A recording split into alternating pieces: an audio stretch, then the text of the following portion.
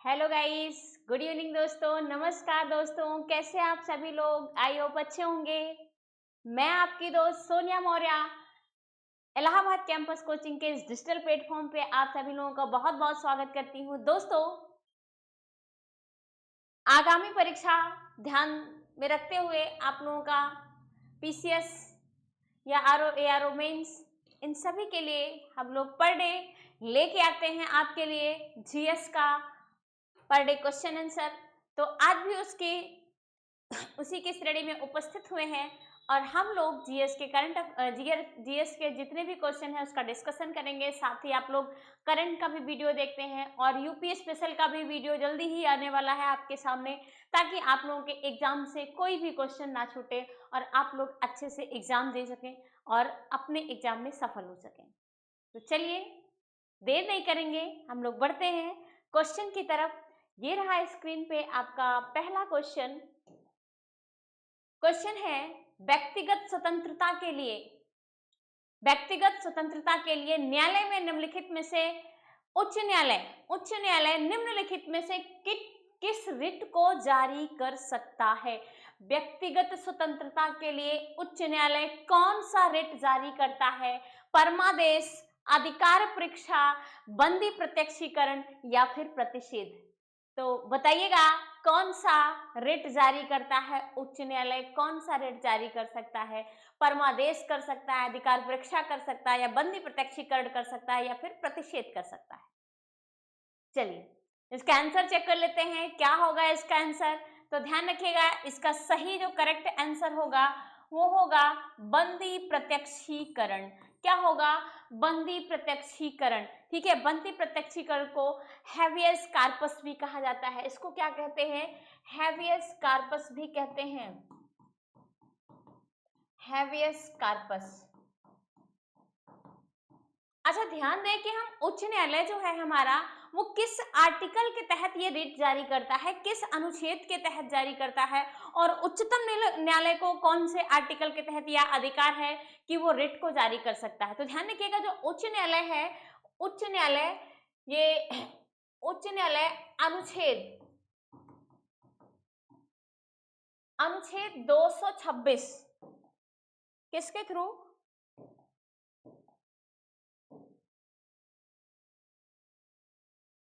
Article 226, ठीक है, अनुच्छेद 226 के तहत जो है रिट जारी कर सकता है। जबकि वहीं उच्चतम न्यायालय की बात करें, उच्चतम न्यायालय या सर्वोच्च न्यायालय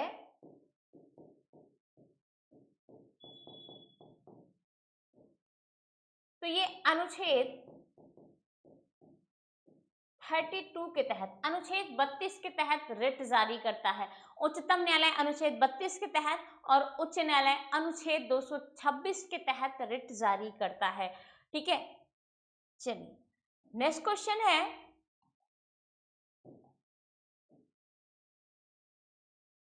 एक सेकेंड, अगला क्वेश्चन है, निम्नलिखित में से कौन सा सही सुमेलित नहीं है? ठीक है, मौलिक अधिकार दिया हुआ है, कौन सा मौलिक अधिकार सही सुमेलित नहीं है? अस्पृश्यता का अंत अनुच्छेद 17, गिरफ्तारी एवं निरोध के विरुद्ध संरक्षण अनुच्छेद 23, ठीक है, धार्मिक स्वतंत्रता अनुच्छेद 25, अल्पसंख्यकों के हितों का संरक्षण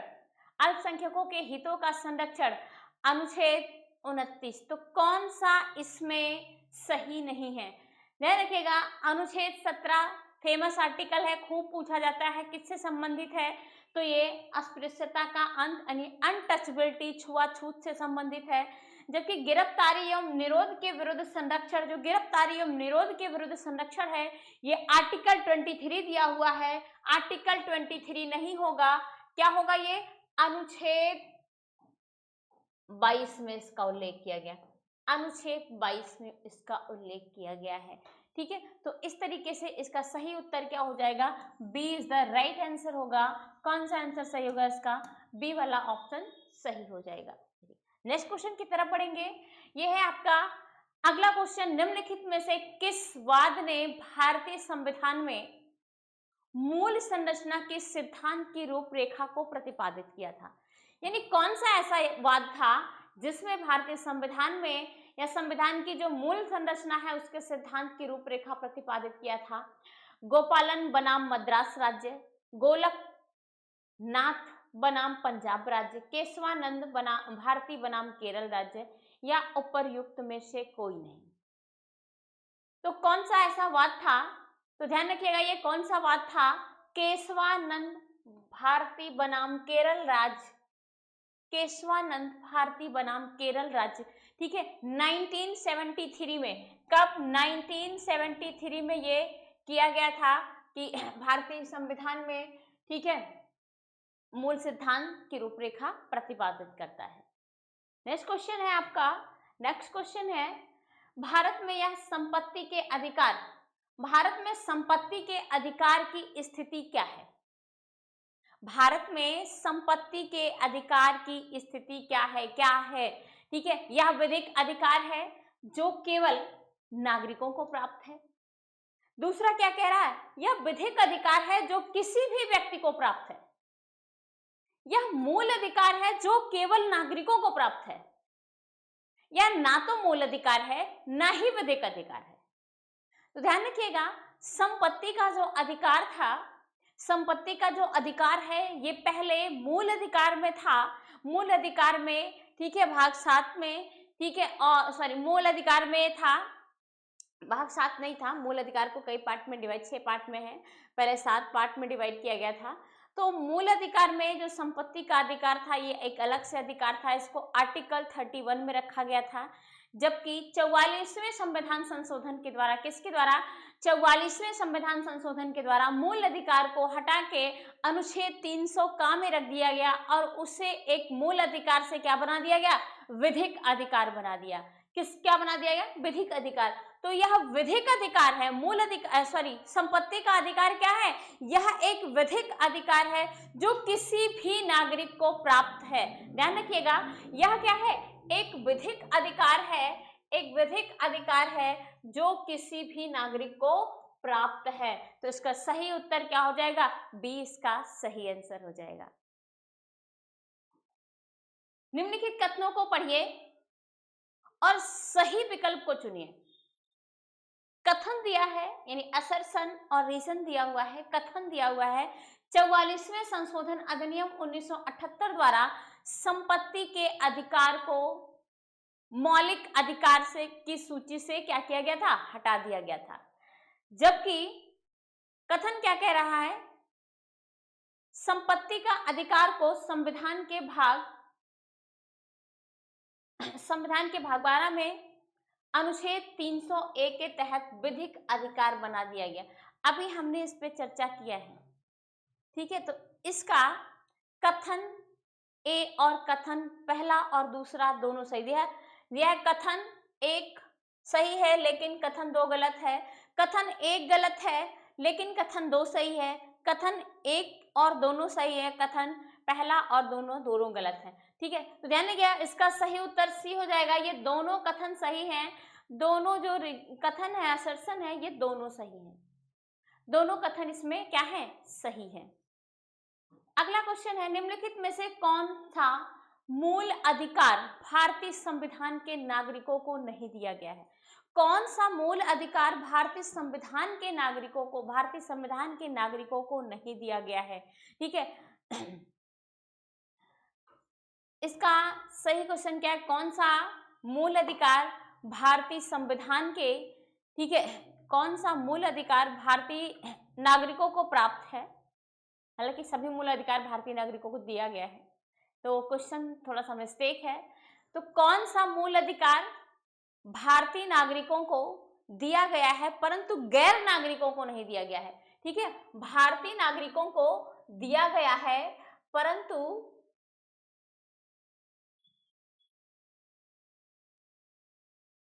गैर नागरिकों को नहीं दिया गया है।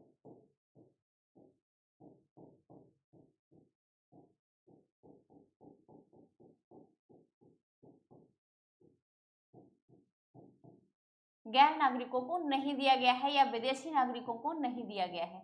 तो ये कौन सा मूल अधिकार है जो भारतीय नागरिकों को दिया गया है और गैर नागरिकों को नहीं दिया गया है? ठीक है, देश के किसी भी भाग में बसने का अधिकार, लिंग समानता का अधिकार, सूचना का अधिकार या शोषण विरुद्ध के अधिकार। कौन सा अधिकार है?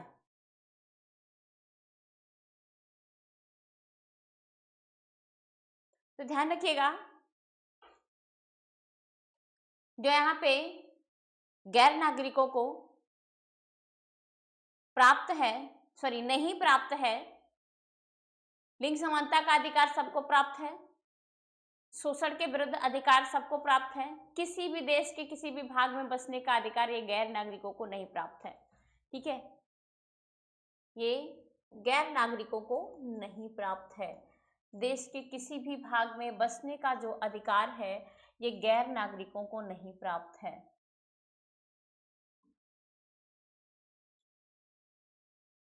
नेक्स्ट क्वेश्चन है, उन मौलिक अधिकारों का चयन करें जो भारतीय नागरिकों को प्राप्त है परंतु गैर नागरिकों को नहीं।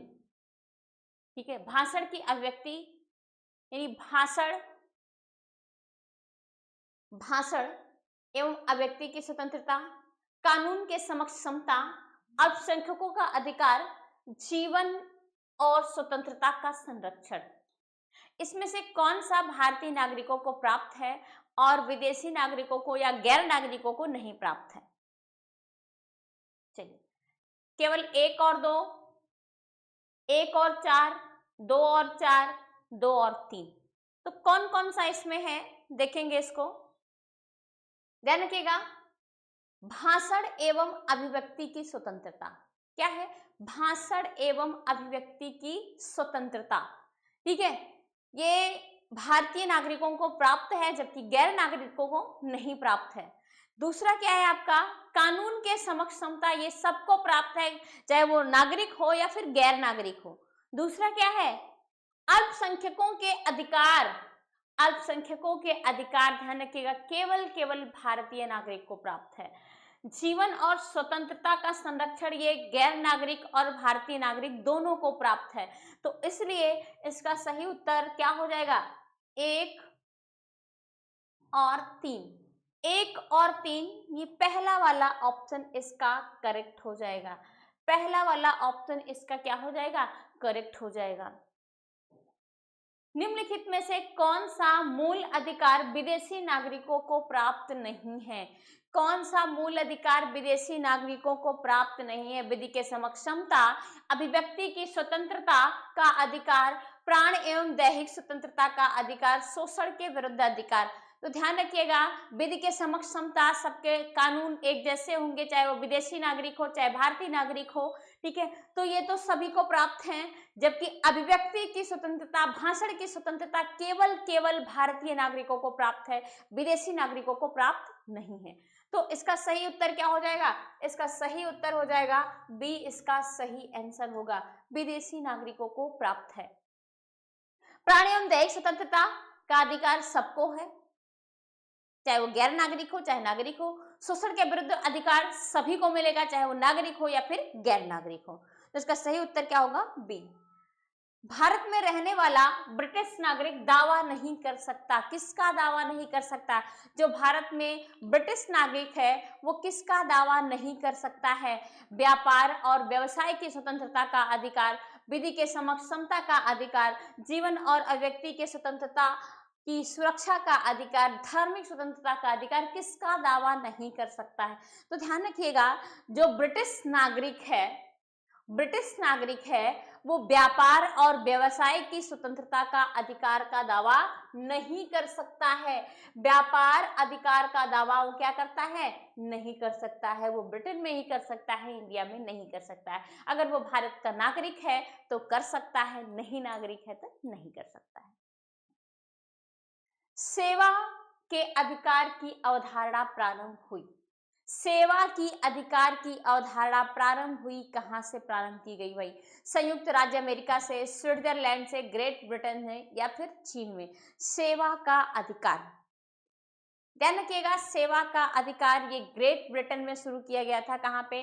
ग्रेट ब्रिटेन में 1991 से चल रहा है ये सेवा का अधिकार ग्रेट ब्रिटेन में। ठीक है, कहाँ पे? ग्रेट ब्रिटेन में 1991 में शुरू किया गया था। ध्यान रखिएगा, ये 1991 में शुरू किया गया था। नेक्स्ट क्वेश्चन है, राज्य के नीति निर्देशक तत्व सिद्धांतों को भारतीय संविधान में शामिल किए जाने का उद्देश्य क्या है? राजनीतिक प्रजातंत्र को स्थापित करना, सामाजिक प्रजातंत्र को स्थापित करना, गांधीवादी प्रजातंत्र को स्थापित करना, सामाजिक और आर्थिक प्रजातंत्र को स्थापित करना। क्या इसका मेन उद्देश्य है डीपीएसपी का? ठीक है, तो ध्यान रखेंगे डीपीएसपी का मेन उद्देश्य क्या है? सामाजिक और आर्थिक, क्या? सामाजिक और आर्थिक प्रजातंत्र को स्थापित करना इसका मेन उद्देश्य है। सामाजिक और आर्थिक प्रजातंत्र को स्थापित करना, इसका सही उत्तर हो जाएगा डी। अगला क्वेश्चन है, राज्य के नीति निर्देशक सिद्धांत किस प्रकार मौलिक अधिकारों से भिन्न है? राज्य का जो नीति निर्देशक सिद्धांत है ये किस प्रकार से मौलिक अधिकारों से भिन्न है? दिया है पूर्वोक्त केंद्रीय सरकार के लिए और उपरोक्त राज्यों के लिए। पूर्वोक्त संविधान का अंश नहीं है जबकि उपरोक्त है। निदेशक सिद्धांत परिवर्तनीय नहीं है जबकि मौलिक अधिकार परिवर्तनीय है, या फिर उपयुक्त में से कोई नहीं। तो ध्यान रखिएगा, जो हमारा राज्य का नीति निर्देशक तत्व है और मौलिक अधिकार, राज्य का नीति निर्देशक तत्व और मौलिक अधिकार, राज्य का नीति निर्देशक तत्व ये न्यायालय में परिवर्तनीय नहीं है, न्याय योग्य नहीं है, ठीक है। और जबकि मौलिक अधिकार क्या है? ये न्याय योग्य है, मौलिक अधिकार न्याय योग्य है। तो इसका सही उत्तर क्या हो जाएगा? सी इसका सही आंसर हो जाएगा। सी इसका सही आंसर हो जाएगा कि ये न्यायालय में परिवर्तनीय नहीं है जबकि मौलिक अधिकार न्यायालय में परिवर्तनीय है। भारत के संविधान के भाग 4 में अंतर्विष प्रावधानों के संदर्भ में निम्नलिखित कथनों में से कौन सा कथन सही है? वे न्यायालय द्वारा परिवर्तनीय होंगे, वे किसी भी न्यायालय द्वारा परिवर्तनीय नहीं होंगे। इस भाग में अधिकथित सिद्धांत राज्य के द्वारा कानून बनाने को प्रभावित करेंगे। इसमें कौन सा सही है? केवल एक और 3, केवल दो और 3, कौन सा सही होगा? तो ध्यान रखिएगा मेरे प्यारे विद्यार्थियों, ऐसे क्वेश्चन पीसीएस में अक्सर पूछे जाते हैं, आरओ के एग्जाम में भी आते हैं, ठीक है। तो इसमें कौन सा सही होगा? तो अभी हमने पढ़ा है क्या है? वे न्यायालय में परिवर्तनीय नहीं है, ये बिल्कुल गलत है।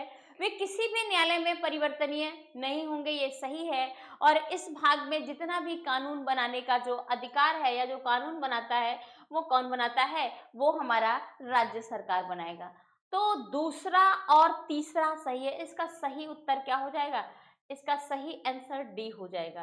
क्या हो जाएगा? इसका सही आंसर डी हो जाएगा। नेक्स्ट क्वेश्चन है, कल्याणकारी राज्य की संकल्पना का समावेश भारत के संविधान में है। राज्य के नीति निर्देशक तत्व में, चौथी अनुसूची में, मौलिक अधिकार में, या फिर प्रस्तावना में। तो कल्याणकारी राज्य की जो समावेश की संकल्पना है वो कहाँ पे है? राज्य के नीति निर्देशक तत्वों में है। किसमें है? राज्य के नीति निर्देशक तत्वों में है। जबकि जो आपकी चौथी अनुसूची दिख रही है, चौथी अनुसूची ये राज्यसभा में सीटों के आवंटन से संबंधित है।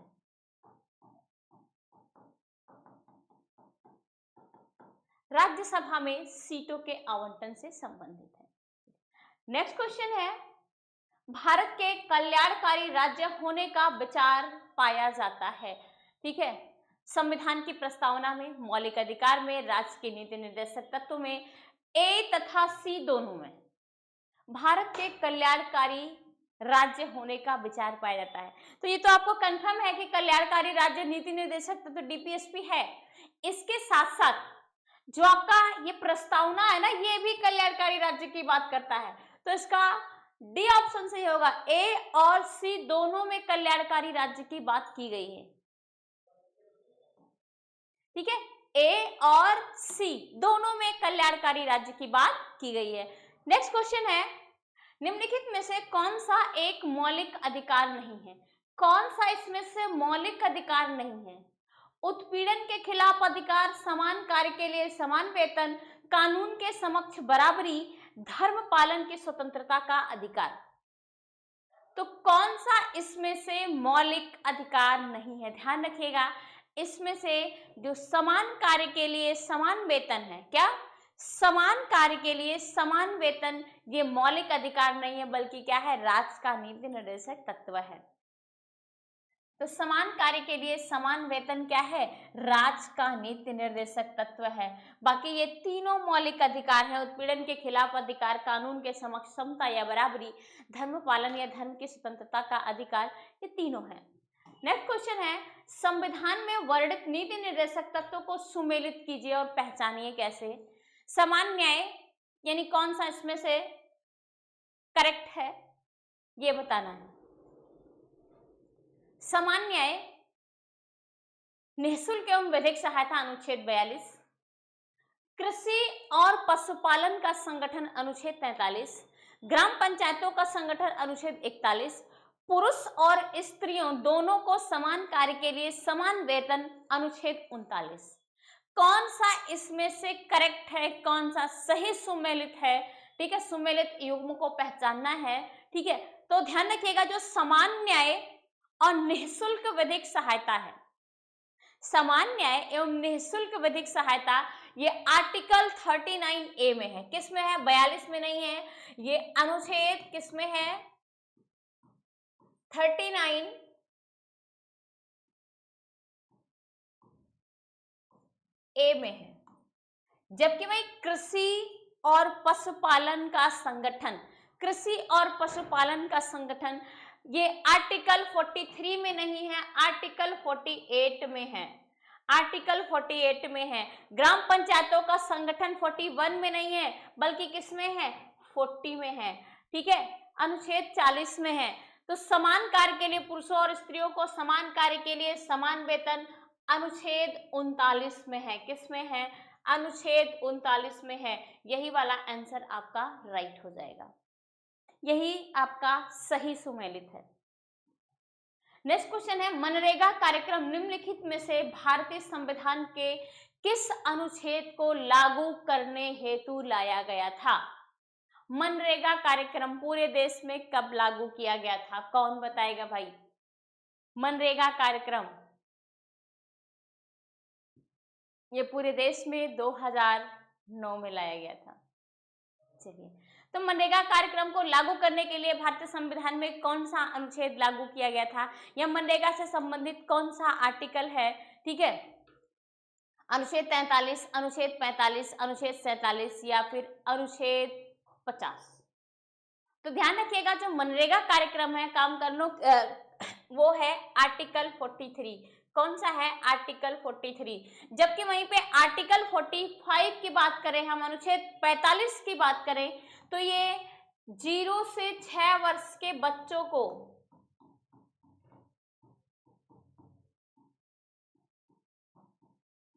निःशुल्क शिक्षा का प्रावधान है। निःशुल्क शिक्षा का प्रावधान किसमें है? अनुच्छेद 45 में है। अनुच्छेद 47 क्या कहता है? आर्टिकल 47 सार्वजनिक स्वास्थ्य और लोक कल्याण में सुधार। क्या है? सार्वजनिक स्वास्थ्य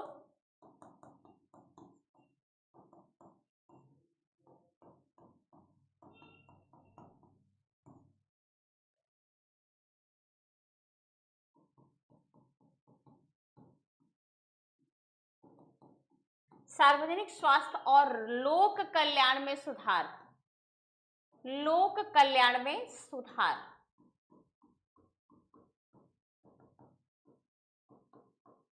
जबकि आपका अनुच्छेद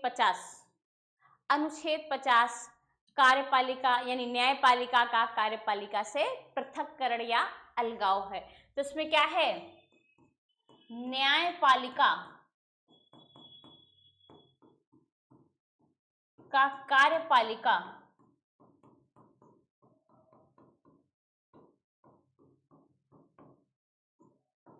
से पृथक्करण, अनुच्छेद 50। तो ध्यान रखिएगा। नेक्स्ट क्वेश्चन है, राज्य के नीति निर्देशक सिद्धांत के निम्नलिखित अनुच्छेदों में, राज्य के नीति निर्देशक सिद्धांत के निम्नलिखित अनुच्छेदों में कौन सा अंतरराष्ट्रीय शांति, सुरक्षा और संवर्धन के से संबंधित है? ठीक है, अनुच्छेद 51, अनुच्छेद 48 का, अनुच्छेद 43 का, अनुच्छेद 41। तो जो अंतरराष्ट्रीय शांति और सुरक्षा है, अंतरराष्ट्रीय शांति सुरक्षा, वो अनुच्छेद 51 में है। किस में है? आर्टिकल 51 में है। जबकि आर्टिकल 50 में अभी हमने देखा कार्यपालिका का न्यायपालिका से पृथक्करण, और आर्टिकल 48 ए किससे संबंधित है? ये पर्यावरण संरक्षण से संबंधित है। किससे संबंधित है? तो पर्यावरण संरक्षण।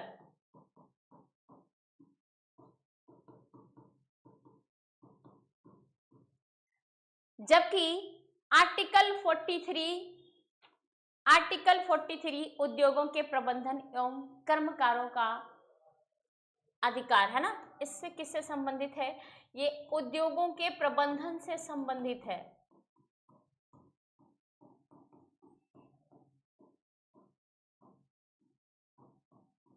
और अनुच्छेद 41 क्या है? काम, शिक्षा और लोक सहायता पाने का अधिकार, अनुच्छेद 41 है। इसमें क्या है? कार्य, शिक्षा और लोक सहायता पाने का अधिकार।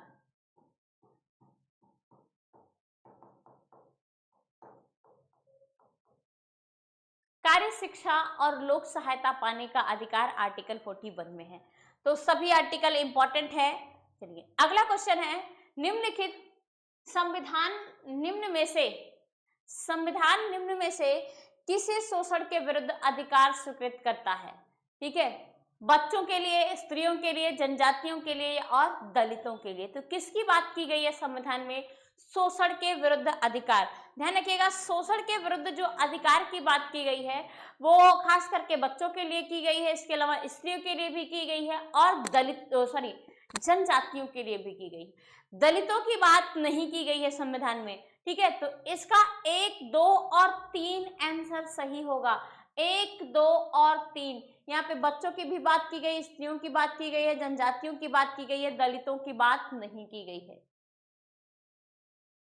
नेक्स्ट क्वेश्चन है, निम्नलिखित में से भारत के संविधान के किसमें पर्यावरण संरक्षण एवं संवर्धन तथा वन्य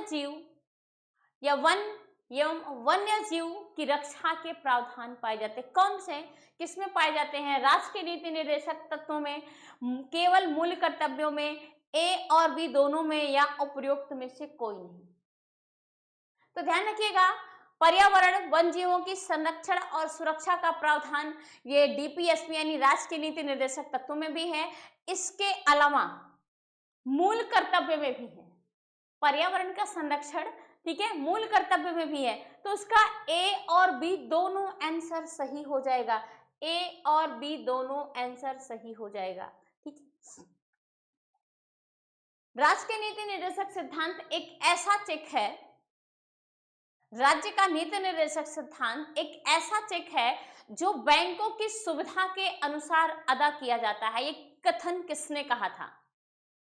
doctor Bhimrao Ambedkar ji, KM. Munshi, doctor Rajendra Prasad या फिर के.टी. शाह?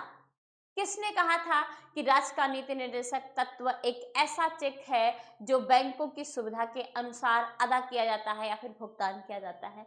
तो ये कहा था के.टी. शाह ने कहा था। किसने कहा था? के.टी. शाह ने कहा था। इसका सही उत्तर क्या हो जाएगा? डी इसका सही उत्तर हो जाएगा। नेक्स्ट क्वेश्चन है, निम्नलिखित में से किसकी संस्तुति पर भारतीय संविधान में मूल कर्तव्य शामिल किया गया था, यानी कौन सी समिति थी उसकी संस्तुति पे मूल कर्तव्य भारतीय संविधान में शामिल किया गया था। पहले मूल कर्तव्य भारतीय संविधान का भाग नहीं था। तो बलवंत राय मेहता समिति, अयंगर समिति, स्वर्ण सिंह समिति या ठक्कर समिति, किसकी संस्तुति पे किया गया था? तो ये ध्यान रखिएगा, ये स्वर्ण सिंह समिति की संस्तुति पे किया गया था। किसकी संस्तुति पे किया गया था? स्वर्ण सिंह की संस्तुति पे किया गया था। ठीक है, और जो मूल कर्तव्य है, मूल कर्तव्य ये संविधान के किस भाग में है? तो भाग 4 में है। अनुच्छेद की बात करें तो वही अनुच्छेद 51A में, यानी ए में कहिए या का में कहिए, जो भी कह सकते हैं, तो किस किस पे है? और मूल कर्तव्य किस संविधान से, किस देश के संविधान से लिया गया था, ये भी क्वेश्चन पूछा जाता है। तो मूल कर्तव्य जो है, फंडामेंटल ड्यूटी, ये सोवियत संघ के संविधान से लिया गया था। सोवियत संघ,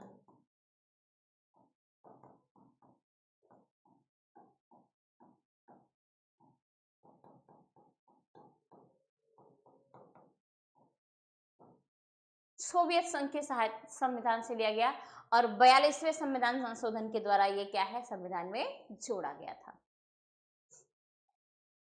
नेक्स्ट क्वेश्चन है, मूल कर्तव्यों या मूल कर्तव्यों का उल्लेख संविधान में कब किया गया है? संविधान में कब किया गया था? ठीक है, तो संविधान सभा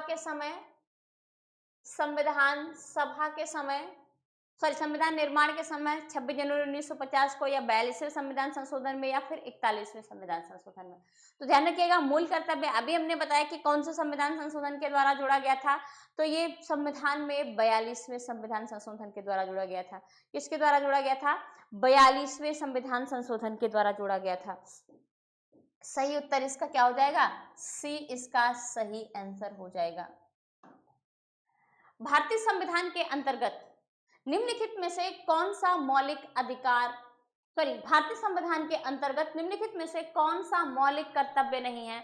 आम चुनाव में मतदान, वैज्ञानिक दृष्टिकोण की भावना का विकास, सार्वजनिक संपत्ति की सुरक्षा, संविधान का पालन तथा इसके आदर्शों का सम्मान करना। कौन सा मूल कर्तव्य नहीं है, फंडामेंटल ड्यूटी नहीं है? ध्यान रखिएगा, मूल कर्तव्य वैज्ञानिक दृष्टिकोण की भावना का विकास करना है, सार्वजनिक संपत्ति की सुरक्षा करना, यह भी आपका मूल कर्तव्य है, संविधान का पालन करना यह भी मूल कर्तव्य है, और जबकि आम चुनाव का मतदान करना मूल कर्तव्य नहीं है। ठीक है, आम चुनाव का मतदान करना मूल कर्तव्य नहीं है।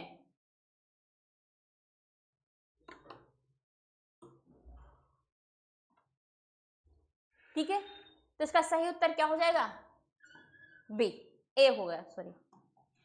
नेक्स्ट क्वेश्चन है, एक नागरिक के मूल कर्तव्य में निम्न में से कौन सा कर्तव्य सम्मिलित नहीं है? एक नागरिक के मूल कर्तव्य में कौन सा मूल कर्तव्य शामिल नहीं है? प्राकृतिक पर्यावरण, क्या दिया है? प्राकृतिक पर्यावरण की रक्षा और उनका संवर्धन करना, स्वतंत्रता के लिए हमारे राष्ट्रीय आंदोलन को प्रेरित करना, या स्वतंत्रता के लिए हमारे राष्ट्रीय आंदोलन को प्रेरित करने वाले उच्च आदर्शों को संजोए रखना और उनको पालन करना, अस्पृश्यता को मिटाने की ओर प्रयास करना, वैज्ञानिक दृष्टिकोण, मानववाद, ज्ञानार्जन तथा सुधार की भावना का विकास करना। कौन सा इसमें से मूल कर्तव्य नहीं है? तो अस्पृश्यता को मिटाने का प्रयास करना ये मौलिक अधिकार है। ठीक है, अस्पृश्यता को मिटाने का प्रयास करें। ठीक है, ये क्या है? मौलिक अधिकार है, मूल कर्तव्य या मौलिक कर्तव्य नहीं है। नेक्स्ट क्वेश्चन है, निम्नलिखित में से कौन एक मौलिक कर्तव्य नहीं है? फिर से आया है, प्राकृतिक वातावरण की रक्षा एवं संवर्धन करना, राष्ट्रगान का सम्मान करना, राष्ट्रीय महत्व स्मारकों तथा स्थानों की रक्षा करना, सार्वजनिक संपत्ति का सुरक्षा करना। इसमें से कौन सा मूल कर्तव्य नहीं है? तो ध्यान रखिएगा मेरे प्यारे विद्यार्थियों, इसमें जो राष्ट्रीय महत्व के स्मारकों और संस्थानों की रक्षा करना दिया है, ये मौलिक कर्तव्य नहीं है। ठीक है, ये क्या है? मौलिक कर्तव्य नहीं है। यही आपका आंसर सही हो जाएगा। अच्छा, ये कहेंगे कि ये फिर राष्ट्रीय महत्व के जो स्मारक है, इनकी रक्षा करना ये क्या है? तो ये डीपीएसपी की बात की है। अनुच्छेद 49 में इसका राष्ट्रीय महत्व और स्मारकों की जो रक्षा करना है, ये क्या है? राज्य के नीति निर्देशक तत्वों का पार्ट है। और ये किस आर्टिकल में है? आर्टिकल 49 की में बात की गई है कि राष्ट्रीय महत्व के स्मारकों और स्थानों की रक्षा की जाएगी। ठीक है, तो इसका सही उत्तर सी हो जाएगा। नेक्स्ट क्वेश्चन है, निम्न में से किस एक संरक्षण भारतीय नागरिक का मूल कर्तव्य है? कौन सा एक भारतीय नागरिक का मूल कर्तव्य है? ग्राम पंचायत, राष्ट्रीय ध्वज, अनुसूचित जाति और अनुसूचित जाति जनजाति, या फिर वन्य प्राणी? कौन सा इसमें से मूल कर्तव्य है? कौन सा इसमें से मूल कर्तव्य है? ध्यान रखिए, बहुत अच्छा क्वेश्चन है। ग्राम पंचायत ध्यान रखिएगा मूल कर्तव्य नहीं है, राष्ट्रीय ध्वज मूल कर्तव्य नहीं है, अनुसूचित जाति एवं अनुसूचित जनजाति मूल कर्तव्य नहीं है, लेकिन वन्य एवं प्राणी क्या है? ये मूल कर्तव्य होता है हमारा कि इनकी हम रक्षा करें, संरक्षण करें इसका। ठीक है, जबकि राष्ट्रीय ध्वज का सम्मान करना ये मौलिक कर्तव्य है, लेकिन राष्ट्रीय ध्वज का संरक्षण करना ये मौलिक कर्तव्य नहीं है। ध्यान रखिएगा इस बात को। ठीक है, तो इसका संरक्षण नहीं है, जबकि इसका आदर और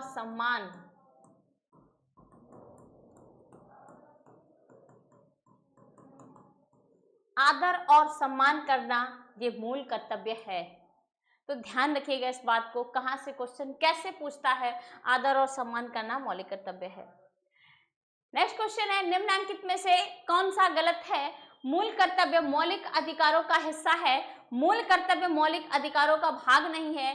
भारतीय संविधान के भाग 4 का में मौलिक कर्तव्य गिनाए गए हैं और अनुच्छेद 51A प्रत्येक भारतीय नागरिक के मौलिक कर्तव्यों की व्याख्या करता है। ठीक है, तो जो हमारा मूल कर्तव्य है मौलिक अधिकारों का हिस्सा है। ध्यान रखिएगा, यही गलत है।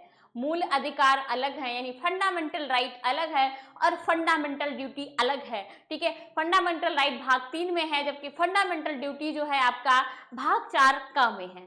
तो इसलिए इसका जो मूल कर्तव्य है ये मौलिक अधिकारों का हिस्सा है। ये बात जो है कदापि सही नहीं है। तो ये वाला आंसर आपका सही हो जाएगा। नेक्स्ट क्वेश्चन है, निम्नलिखित में से कौन सा मौलिक कर्तव्य नहीं है? ठीक है, राष्ट्रगान का सम्मान करना, राष्ट्रीय संपत्ति के बचाव करना, राष्ट्रीय महत्व के स्थानों और स्मारकों की रक्षा करना, प्राकृतिक वातावरण और संरक्षण, ठीक है, और सुधार करना।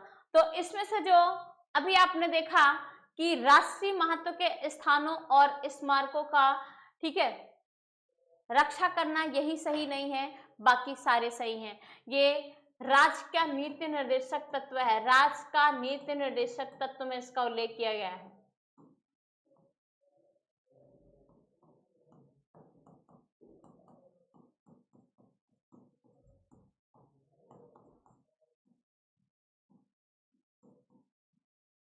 राज्य के नीति निर्देशक तत्व में। और आर्टिकल की बात करें तो ये आर्टिकल 49 में इसका उल्लेख किया गया है। तो इसलिए इसका सही उत्तर क्या हो जाएगा? सी। तो थैंक यू दोस्तों। आप लोगों को अगर वीडियो अच्छी लगी हो तो प्लीज़ लाइक एंड सब्सक्राइब जरूर करें, ताकि हमारी आने वाली वीडियो जितनी भी हैं आपको मिल सके प्रॉपर, और आप लोग अपने